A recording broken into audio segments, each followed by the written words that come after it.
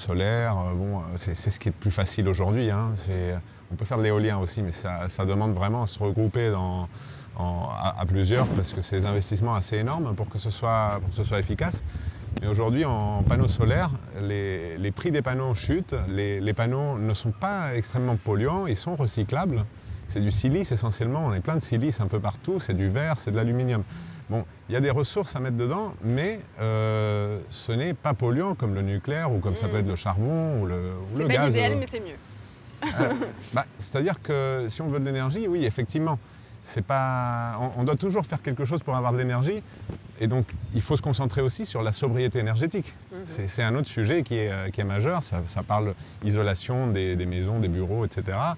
Mais aussi de savoir que l'énergie, c'est une ressource qui est à notre disposition, mais aujourd'hui, l'avoir tout le temps, en grande quantité, c'est pas naturel vraiment. Oui, non, c'est clair. Il faut être un peu penser aux autres et partager ses ressources. Bien sûr. Donc du coup, aujourd'hui, des alternatives d'autoconsommation ou des alternatives do it yourself, à faire soi-même, avec son voisin, avec ses amis, avec sa collectivité, c'est ce qui va nous permettre de gagner non seulement en résilience, mais également en diversité.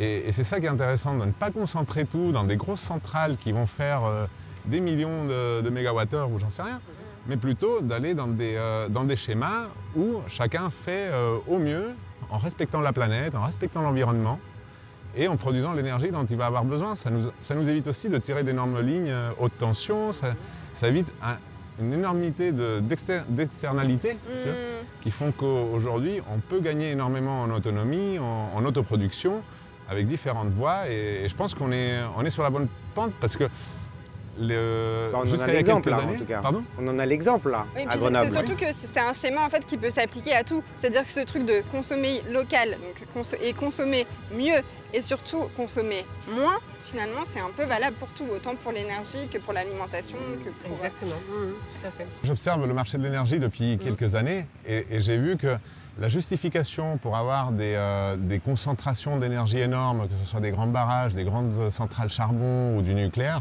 c'était parce qu'il y avait des économies d'échelle. Donc qu'on pouvait produire moins cher et que comme ça on pouvait fournir l'électricité à toute la population. Mais ça a changé. Aujourd'hui, les coûts de production des énergies renouvelables va à chaque fois en diminuant, mais c'est tous les ans. Ce n'est pas juste que ça s'est arrivé il y a quelques temps, mais c'est que ça continue et qu'on projette aujourd'hui des coûts qui sont largement inférieurs au nucléaire. Le nucléaire était le choix de la France parce que c'était l'énergie la moins chère qu'on pouvait produire et massivement. Aujourd'hui, c'est plus vrai. Parce qu'un panneau, ça a une taille humaine quelque part. On n'a pas besoin de faire ça sur 500 hectares ou 1000 hectares. On peut avoir son panneau, 2 panneaux, etc. Et donc ça permet la diversité et la répartition dans tout le territoire, sans énormément de transport. C'est une réalité aujourd'hui qui est un peu économique. Mais on y arrive, c'est ça la grande nouvelle, qu'on va pouvoir faire cette transition énergétique nous-mêmes. Pas besoin d'attendre les grands acteurs du marché.